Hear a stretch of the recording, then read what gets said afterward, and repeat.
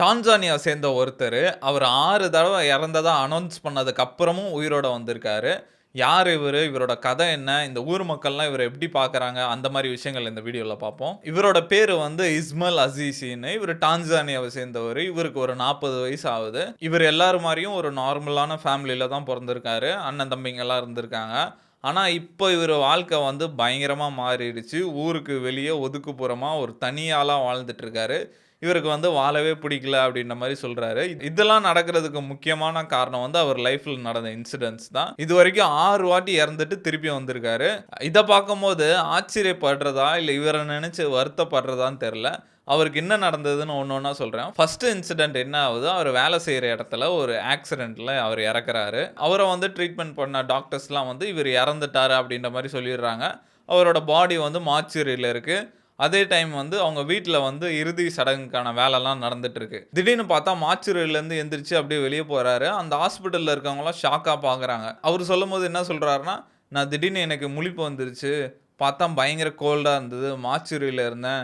நல்ல வேளை மார்ச்சுரிய லாக் பண்ணல. நான் வெளிய வந்துட்டேன்." அப்படின்ற மாரி சொல்றாரு. அதுக்கப்புறம் வந்து அவரே நடந்து வீட்டுக்கு போறாரு. வீட்டுக்கு போம்போது பார்த்தா, அங்க செம்ம கூட்டம். எல்லாம் இறுதி சடங்குக்காக வெயிட் பண்ணிட்டு இருக்காங்க. இவர பார்த்தோனே எல்லாம் பயந்து ஓடுறாங்க. "ஐயோ! ஆவி தான் வந்துருச்சு போல." அப்படின்ற மாரி அங்க எல்லாம் ஓட ஆரம்பிச்சுட்டாங்க. அதுக்கப்புறம் அவங்க ஃபேமிலி வந்து ஓகே நம்ம பையன் திரும்பி வந்துட்டான். அதுவரைக்கும் சந்தோஷம் அப்படின்ற மாரி அக்செப்ட் பண்ணிக்கிறாங்க. இந்த ஃபர்ஸ்ட் இன்சிடென்ட் நடக்கும்போது இது ஒரு பெரிய இதுவா தெரியல. ஓகே நம்ம பையன் திருப்பி வந்துட்டான்ற சந்தோஷத்துல இருந்திருக்காங்க. கொஞ்ச நாள் அப்படியே போச்சு. அதுக்கப்புறம் வந்து அந்த ஊர்லலாம் மலேரியா அதிகமா வர ஆரம்பிக்குது. இவருக்கு அஃபெக்ட் ஆகுது மலேரியா. இவர வந்து அந்த அளவுக்கு பார்த்துக்க ஆள் இல்லாதனால, இவரே தான் தனியா இருந்திருக்காரு. ரொம்ப வொர்ஸ்ட் ஆனதுக்கப்புறம் அங்க இருக்க பக்கத்துல இருக்க மக்கள்லாம் இவர கூட்டு போய் ஹாஸ்பிட்டல் போறாங்க. ஹாஸ்பிட்டல்ல டாக்டர் பார்த்துட்டு, "இல்லங்க, இவரு அவ்வளோதான் இறந்துட்டாரு" அப்படின்ற மாரி சொல்றாங்க. அந்த பாடிய வாங்கிட்டு வந்து, "ச்சே! நம்ம பையன் வந்து மலேரியால இறந்துட்டான்" அப்படின்ற மாரி அவரோட இறுதி சடங்க ரெடி பண்றாங்க. இவர வந்து ஒரு சவப்பெட்டியில வச்சிருக்காங்க. அதே மாரி ஊர் மக்கள்லாம் வராங்க. திடீர்னு பார்த்தா சவப்பெட்டியிலருந்து எந்திரிச்சிடுறாரு. உடனே இவங்க ரொம்ப ஷாக் ஆயிடுறாங்க. "என்னடா ஆச்சு?" அப்படின்ற மாரி திருப்பி போய் அந்த டாக்டர கூப்பிட்டு வராங்க. அவர் செக் பண்ணி பார்த்துட்டு, "ஆமாங்க, உயிர் வந்துருச்சு" அப்படின்ற மாரி சொல்லியிருக்காரு. அந்த ஊர் மக்கள்லாம் பயங்கர ஷாக் ஆயிட்டாங்க. "என்னடா இது? இது 2வது வாட்டி இந்த மாரி நடக்குது. இது கண்டிப்பா ஏதோ சந்தேகம் இருக்கு இதுல. இவரு ஏதோ மந்திரவாதின்னு நெனைக்கிறேன்" அப்படின்ற மாரி அந்த ஊர் மக்கள்லாம் பயங்கரமா பயப்பட ஆரம்பிக்கிறாங்க. ஏன்னா கிராமத்துலலாம் பொதுவா தெரியும். இந்த மந்திரவாதிங்க, அந்த மாரி விஷயம்லாம் அங்க நெறையா இருக்கும். பேய் அந்த மாரி இதெல்லாம். அதனால ரொம்ப பயப்படுறாங்க. "இது ஏதோ சக்தி இருக்கு. ஏதோ மந்திரம் பண்றாரா என்னன்னு தெரியல" அப்படின்ற மாரி ரொம்ப பயப்பட ஆரம்பிக்கிறாங்க. "சரி விடுங்கப்பா. ஏதோ நடந்துருச்சு. ஏதோ ஒரு சக்தியில திரும்பி வந்துட்டாரு. நல்லது தான்" அப்படின்ற மாரி இருக்காங்க. 3வது தடவ ஒரு ஆக்சிடென்ட் ஆவுது. இந்த வாட்டி கார் ஆக்சிடென்ட். ஒரு லாரியில மோதிர்றாங்க. இவரு கோமாக்கு போனதா சொல்றாங்க. இவங்கள திருப்பி ஹாஸ்பிட்டல் கூட்டு போறாங்க. இவங்கள பார்த்தோனே டாக்டர்லாம் பயப்படுறாங்க. "ஐய்யய்யோ! இவனா?" அப்படின்ற மாரி. செக் பண்ணி பார்த்துட்டு டாக்டர் சொல்றாங்க, "இல்லங்க இறந்துட்டாங்க" அப்படின்ற மாரி சொல்றாங்க. வீட்ல வந்து அதே மாரி இறுதி சடங்குக்கான ஏற்பாடுலாம் நடக்குது. ஊரே திரண்டு வருது. இவர சவப்பெட்டியில வச்சிருக்காங்க. பார்த்தா எந்திச்சு வந்துடுறாரு. மக்கள்லாம் வந்து பயங்கர ஷாக் ஆகுறாங்க. இது ஏதோ பெரிய சக்தி இருக்கு. வந்து நம்மள பக்கத்துல வச்சுக்கக்கூடாது. ஏதோ மந்திரவாதி போல, ஏதோ கெட்ட சக்தி போல. இவரு இறந்தோனே வேற ஏதா ஆத்மா வந்து அவருக்குள்ள வந்துருதான்னு தெரியல.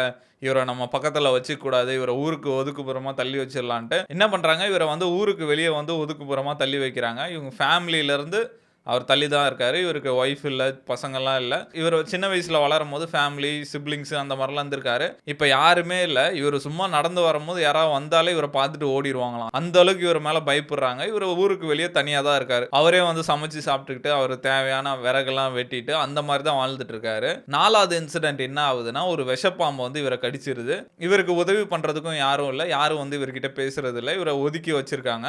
என்ன பண்றதுன்னு தெரியல. இவரு அவரா தான் ஹாஸ்பிட்டலுக்கு போறாரு. அவரு அங்க போம்போது அந்த விஷம் வந்து அவர் உடம்பு ஃபுல்லா பரவிச்சு அப்டின்ற மாரி சொல்றாங்க.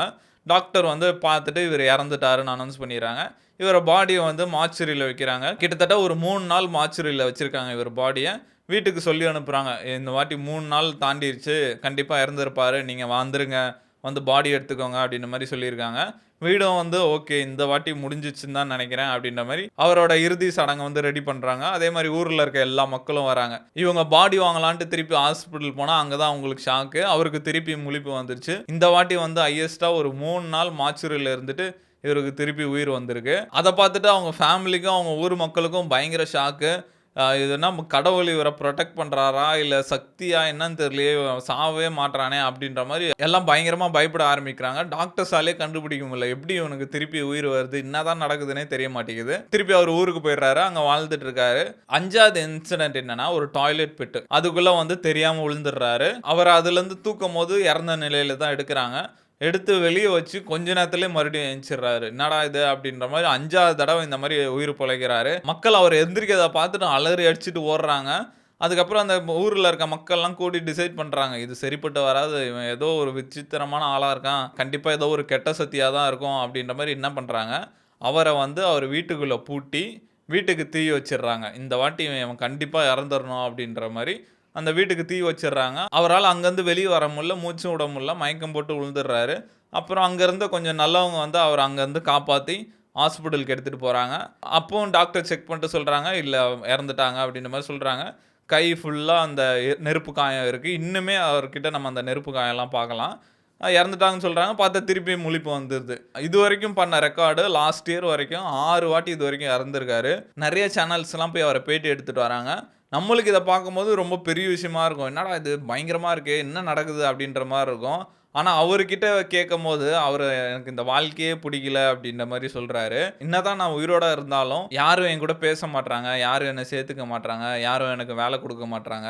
என்னால காசு சம்பாரிக்க முடியல. என்னால எதுவுமே பண்ண முடியல.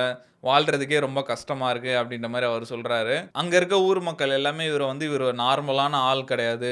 இவரால சாவ முடியாது. இவருக்கு சாவே கிடையாது அப்டின்ற மாரி நெறைய கத அங்க வந்துட்டுருக்கு. இத பத்திலாம் விசாரிக்கும்போது என்னதான் நடக்குது? ஒரே மர்மமா இருக்குன்னு பார்த்தா, இவருக்கு வந்தது வந்து இது ஃபர்ஸ்ட் டைம் இல்லையாம் அவங்க ஃபேமிலில. அவங்க தாத்தாக்கு இதே மாரி ஒரு வாட்டி வந்து அவர் இறந்துட்டு திருப்பி உயிரோட வந்திருக்காரு அப்டின்ற மாரி சொல்றாங்க. அவர பத்தி சொல்லும்போது என்ன சொல்றாங்கன்னா, மனுஷன் வந்து ரொம்ப நல்ல டைப்பு.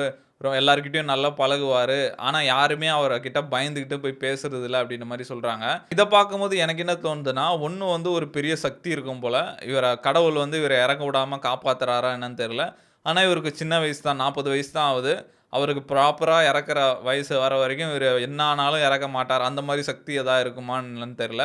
இன்னொரு விஷயம் என்னன்னா, இவங்க ஜெனடிக்காவே அவங்க தாத்தாவும் இந்த மாரி நடந்திருக்கு. ஒரு வேளை இவங்க ஃபேமிலில வந்து பயாலஜிக்கலா இந்த மாரி விஷயம் இருக்கலாம். இப்போ ஹார்ட் ஸ்டாப் ஆயிட்டு, அவங்க இறந்ததுக்கப்புறம் கொஞ்ச நாள் கழிச்சு மறுபடியும் ஹார்ட் மறுபடியும் பீட் பண்ண ஆரம்பிச்சு, அந்த மாரி விஷயம் கூட இருக்கலாம்னு நெனைக்கிறேன். ஆனா இது ஒரு பயங்கர ரேரான விஷயம் தான் நெனைக்கிறேன். டாக்டர்ஸாலயே கண்டுபிடிக்க முடியல. என்னதான் நடக்குது அப்படின்ற மாரி. இதெல்லாம் பார்க்கும்போது நெறைய பேர் வந்து நான் சாவக்கூடாது, எப்படியாவது ரொம்ப நாள் உயிர் வாழணும் அப்படின்ற மாரி என்னென்னமோ பண்ணிட்டு இருக்காங்க. ஆனா இவருகிட்ட கேட்கும்போது, "எனக்கு இங்க வாழவே புடிக்கல. யாரும் என்கூட பேச மாட்றாங்க. என்ன பார்த்தாலே பயந்து ஓடுறாங்க. எனக்கு செத்துட்டா பரவால்ல." அப்படின்ற மாரி பேசிட்டு இருக்காரு. இத பார்க்கும்போது இந்த மழை பெய்யும்போது வெயில் வந்தா நல்லா இருக்குன்னுவாங்க. இந்த வெயில் அடிக்கும்போது மழை வந்தா நல்லா இருக்குன்னுவாங்க. அந்த மாரி தான் இருக்கு. இப்ப நெறைய பேர் வந்து ரொம்ப நாள் வாழணும்னு என்னமோ பண்ணிட்டு இருக்காங்க. அத அச்சீவ் பண்ணதுக்கப்புறம் வாழ்றதெல்லாம் வேஸ்ட்டு. சீக்கிரமா செத்தா நல்லாருக்கும் அப்டின்ற மாரி அந்த ரிசர்ச்சும் நடக்கும்னு நெனைக்கிறேன். இந்த இஸ்மாயில் அசீஸ் அவரோட வாழ்க்கைய பத்தி நீங்க என்ன நெனைக்கிறீங்க? உங்களுக்கு தெரிஞ்ச ஏதாவது கிரேசியான ஸ்டோரீஸ் இருந்தா கமெண்ட்ஸ்ல சொல்லுங்க.